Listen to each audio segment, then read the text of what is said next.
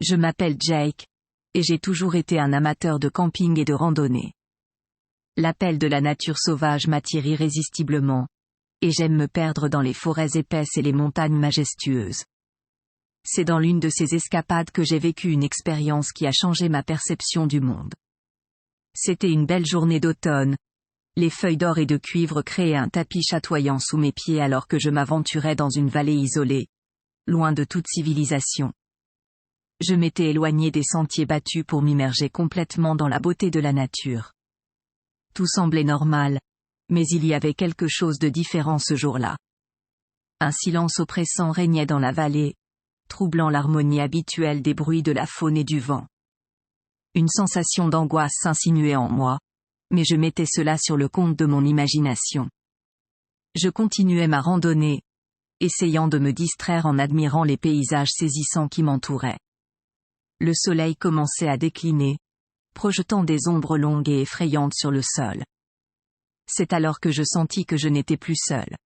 Je tournai la tête pour découvrir une silhouette étrange se faufilant entre les arbres, à quelques mètres de moi. Mon cœur s'accéléra, et mon instinct me disait de partir, de fuir cet endroit. Mais ma curiosité l'emporta, et je décidai de m'approcher pour mieux voir cette créature.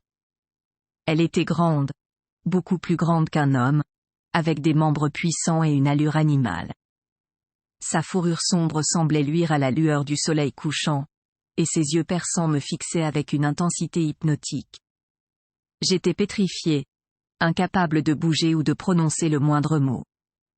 La créature me toisa pendant un moment qui me sembla une éternité, puis, sans crier gare, elle se détourna et s'enfonça dans la forêt dense. Un frisson glacial me parcourut l'échine, et je compris que je venais de faire face à quelque chose d'inexplicable et de terrifiant. Le coucher de soleil enveloppait la vallée d'une lueur dorée tandis que je restais là, figé par cette rencontre surnaturelle. Mon esprit refusait d'accepter ce que j'avais vu. Était-ce réel? Une créature mi-homme, mi-bête. Les histoires de légendes urbaines sur les créatures étranges me vinrent en tête, mais je n'aurais jamais pensé en rencontrer une un jour. Malgré la peur qui m'envahissait, une partie de moi était curieuse, désireuse de comprendre ce que j'avais aperçu. Sans vraiment réfléchir, je me lançai à la poursuite de la créature. Mon esprit me criait de fuir, de retourner à la civilisation en courant, mais ma fascination et mon esprit d'aventurier l'emportèrent. Les arbres semblaient s'animer autour de moi alors que je m'enfonçais plus profondément dans la forêt. Chaque craquement de branches me faisait sursauter, chaque ombre m'intriguait. Je ne réalisais pas à quel point je m'étais éloigné du chemin, jusqu'à ce que je me retrouve totalement désorienté dans cette nature sauvage. C'est alors que je l'aperçus à nouveau, à quelques pas de moi. La créature se tenait là, regardant dans ma direction, ses yeux brillants d'un éclat étrange. Une sensation de malaise me submergea, et je pris conscience de mon imprudence. La créature était puissante, et je ne savais rien de ses intentions.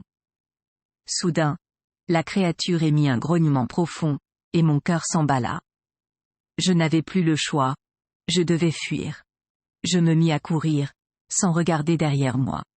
Les branches me fouettaient le visage, mes pieds trébuchaient sur les racines, mais je ne m'arrêtais pas. Ma seule obsession était de retrouver le chemin qui me mènerait à la sécurité. Je courus aussi vite que possible, mon souffle saccadé, la peur m'emplissant tout entier. La nuit tombait rapidement, et la forêt devenait de plus en plus obscure. À chaque pas, je me demandais si la créature me poursuivait, si elle rôdait encore dans les ombres, attendant le bon moment pour m'attaquer. Après une course épuisante, j'entendis enfin le murmure familier d'un ruisseau qui traversait la vallée. Je savais que le cours d'eau était à proximité du sentier que j'avais quitté plus tôt.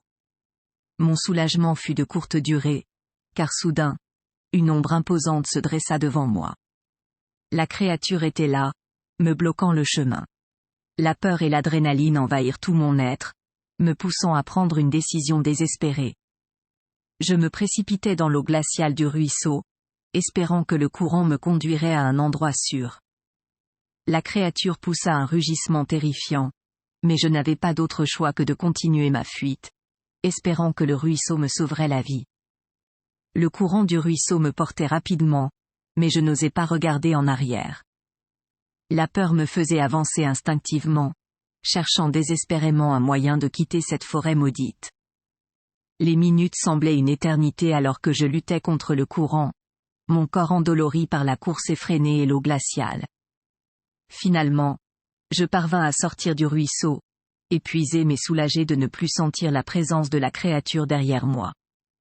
Je repérais les étoiles dans le ciel obscur et tentais de me repérer pour retrouver mon chemin. Avec beaucoup de chance, j'aperçus une lueur familière, une trace du sentier que j'avais quitté plus tôt dans la journée.